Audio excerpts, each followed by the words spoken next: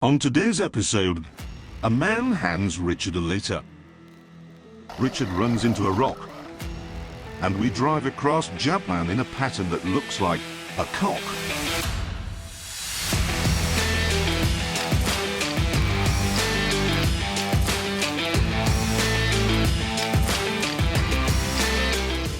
I'm sure the orangutan and the short American with chiclets for teeth weren't so sensible in choosing their vehicles for this particular special.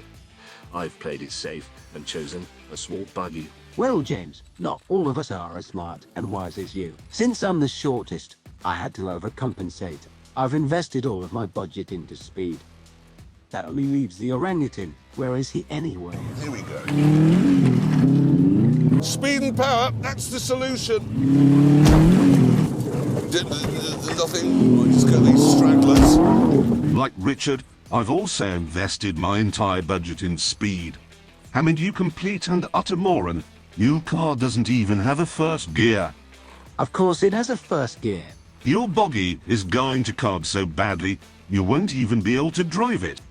Instead of arguing further, we decided to read the first note from our producers.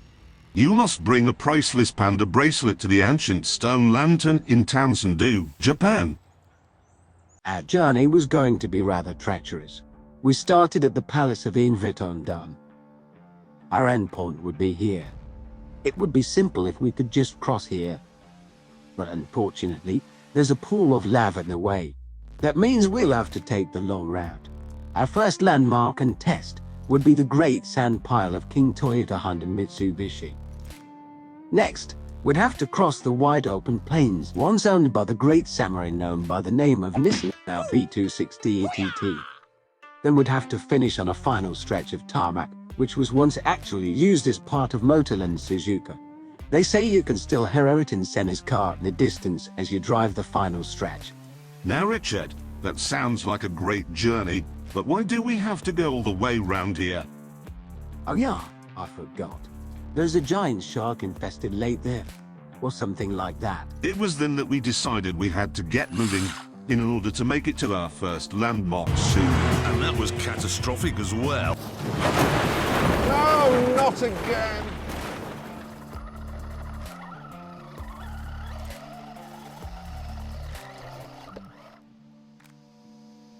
Jeremy decided to give them a quick lecture on his theories of off-road driving. I believe in speed. Power.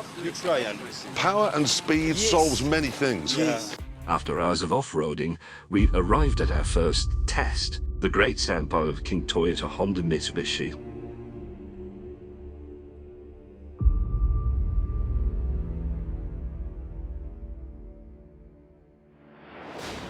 We were promptly given instructions by our producers. X-rated movies, condoms, cucumbers, eggs. Hammond, How did you get that? That's my shopping list, you stupid little man. Check the other side. You must drive up the Sandman. Well, that's rather boring, isn't it? Now you see, it's just like I said, a small buggy is the perfect vehicle for this test.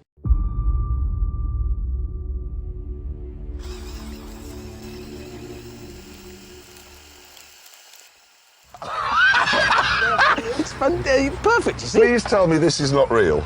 Jeremy and I decided it'd be best if we kept moving. We had a long trek across the plains ahead of us.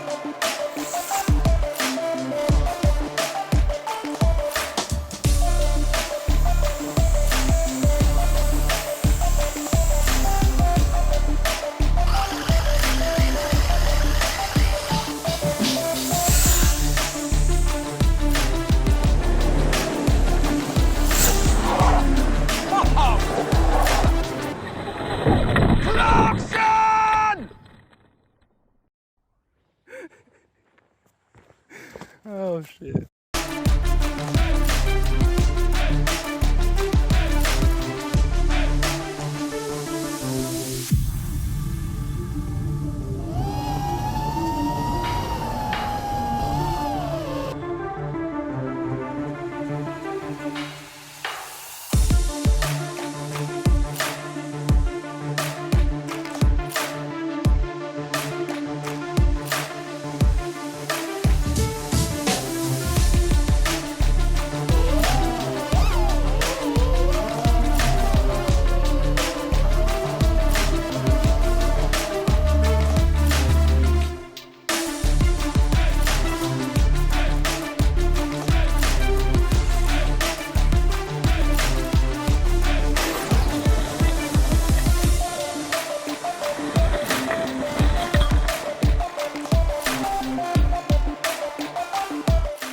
Hammond, What is it now, Jezza?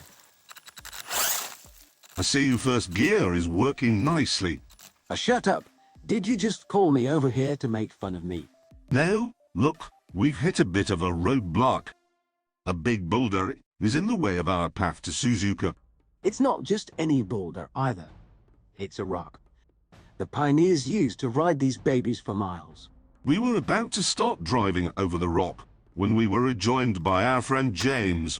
It was unanimously decided that James was going to be the first to try to traverse the rock. Oh, bloody hell.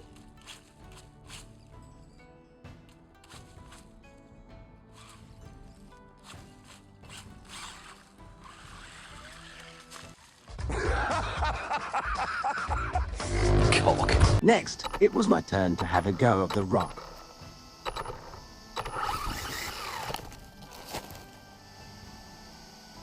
We all eventually made it over the rock and arrived at the final stretch of tarmac once used in Suzuka. All of us were excited to give our cars a good run, especially James, since he'd missed out on the fun we had earlier. It was almost dusk by the time we'd made it down the long stretch of tarmac.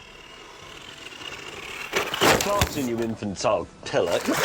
You're tidying that up. After a long trip, we were happy to have arrived at our destination.